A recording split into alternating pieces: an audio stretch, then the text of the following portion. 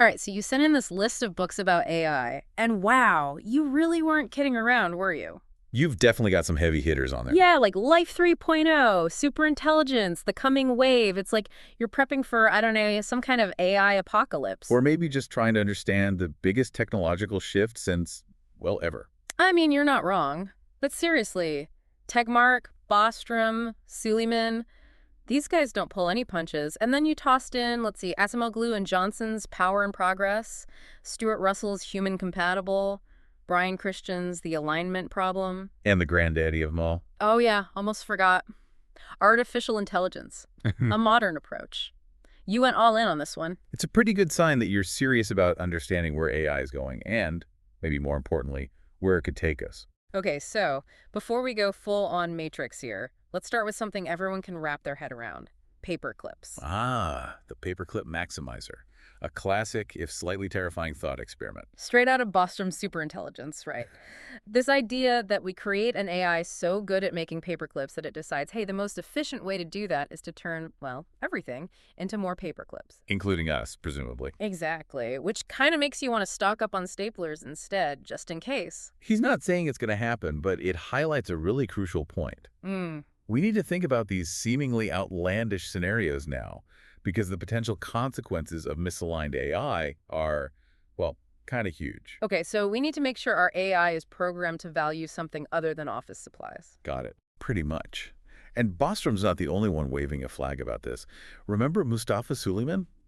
The coming wave. Talk about a wake-up call. Oh yeah, the guy who literally co-founded Google DeepMind. He would know a thing or two about this stuff. Exactly. And he's got a front row seat to this whole technological revolution. Hmm. And he does not sugarcoat the potential downsides. Let me guess, digital weapons, deep fakes, mass unemployment. That's like ripped from the headline stuff. All of that and more. But what I find interesting is that he's not all doom and gloom. He actually thinks we can steer this ship in the right direction. Wait, really? Because so far this is all sounding a bit, existential threat to me. He's calling for global cooperation on a scale we've never seen before. International agreements on AI development, guidelines for ethical considerations, all designed to prevent the very scenarios that Bostrom outlines in Superintelligence. So like the Paris Agreement, but for rogue AI instead of climate change? Exactly. And this brings us to another critical point, especially given what you're interested in, the whole societal impact of technology. Right, because having all this cool tech is great, but not if it just makes the world a worse place, right? And in Power and Progress, Asimoglu and Johnson argue that technological advancements, well, they don't automatically translate to progress for everyone. Haven't we kind of seen that before, though? Like the Industrial Revolution comes to mind. Tons of new inventions, but also a lot of social upheaval. So what makes AI different? Well, AI has the potential to be even more disruptive than previous technologies. Think about it. Automation on a scale we can barely imagine, potentially affecting everything from manufacturing and transportation to healthcare and education. And that's where this whole so-so automation idea comes in, right? Where companies are so eager to replace human workers with AI, even if it's not really the best solution because it just seems like the future. Exactly. Smoglu and Johnson argue that we need to be much more deliberate about how we integrate AI into the workforce. So it's not just about can we do this, but should we do this? And if so, how do we do it in a way that actually makes things better? Exactly. We need to constantly be asking, is this improving things? Is it creating new jobs and opportunities? Or is it just going to make existing inequalities even worse? And those are some pretty heavy questions. All right, so we've got the doom and gloom scenario, the call for global action, and the warning about unintended consequences. But before we dive any deeper, I have to ask, where does all this leave us? Is there any hope for a future where AI actually makes our lives better? That's where it gets really interesting, because it's not just about, hoping for the best, right? It's about actually designing AI for the best.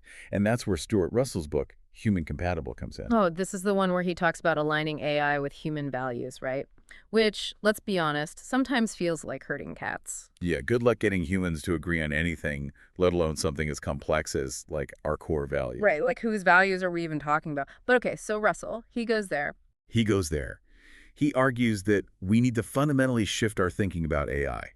It's not just about making machines intelligent. It's about making them, and this is key, provably beneficial to humanity. Perfect. Provably beneficial. That sounds like a pretty high bar to clear.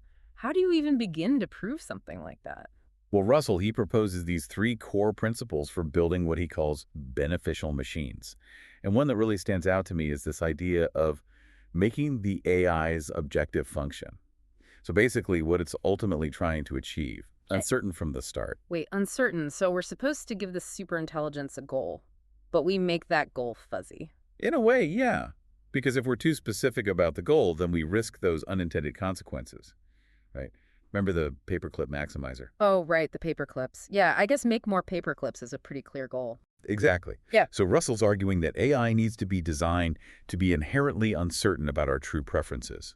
It should constantly be learning, adapting, and crucially deferring to human judgment. Okay, so instead of programming in make us happy, which let's be real, could go sideways very, very quickly, we program in figure out what makes us happy and like constantly check in with us to make sure you're on the right track. You got it. It's about building humility into AI, recognizing that even with all of its processing power, it can't fully comprehend the nuances of human values. Which brings us to another book on your list, Brian Christian's The Alignment Problem. Now, this one seems to dive right into the nitty-gritty of how we actually do that, right? Like, how do we make sure AI understands what we mean, not just what we say, because those aren't always the same thing. And it gets surprisingly specific. Christian dives into the challenges of algorithmic bias, for example. Oh, yeah, because we tend to think of AI as being purely objective, but it's only as good as the data we train it on. Right, exactly. He gives this great example, actually, about an AI that misidentified a gorilla in a photo. Wait, seriously, it couldn't tell a gorilla from what, a lamppost? No, it was a Okay. bit more nuanced than that. But basically, the AI had been trained on a data set that mostly featured lighter skin tones. So when it encountered an image of a gorilla, which also had darker fur, it made an incorrect association. Oh, wow. Yeah, that's that's not good. Not good at all. And it highlights this really important point. It's not enough to just build AI. We have to build it responsibly. Hmm. We need to be mindful of the data we use, the algorithms we design, and the potential for unintended consequences at Okay. every step. So it's not just about writing code, it's about anticipating the ripple effects of that code in the real world. It's like coding with a conscience. I like that. Coding with a conscience. It's something that comes up again and again in the alignment problem.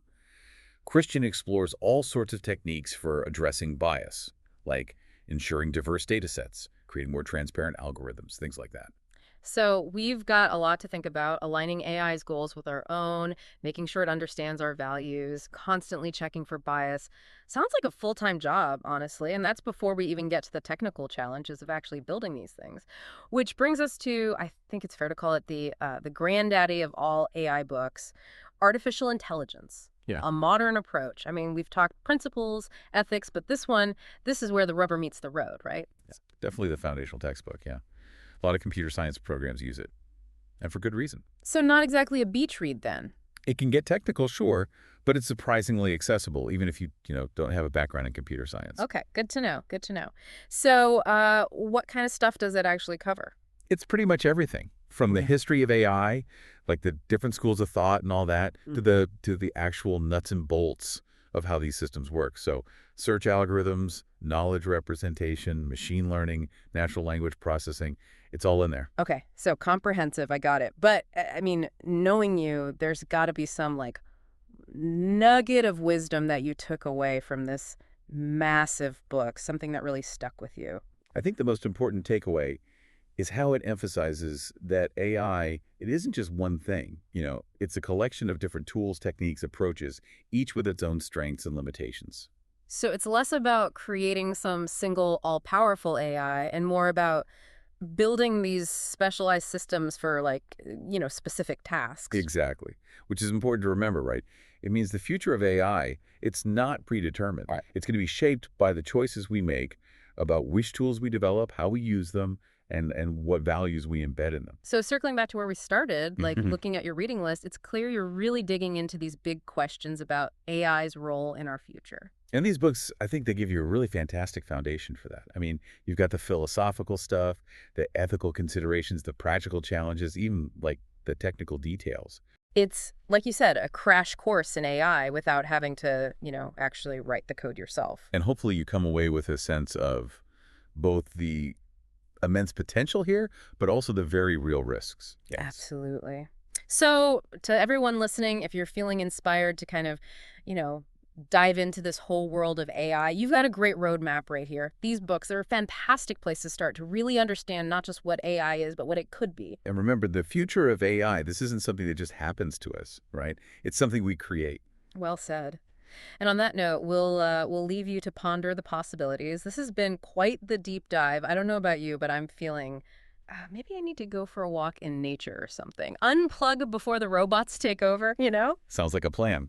All right. Thanks for joining us on this journey into the world of AI. Until next time, keep those minds curious.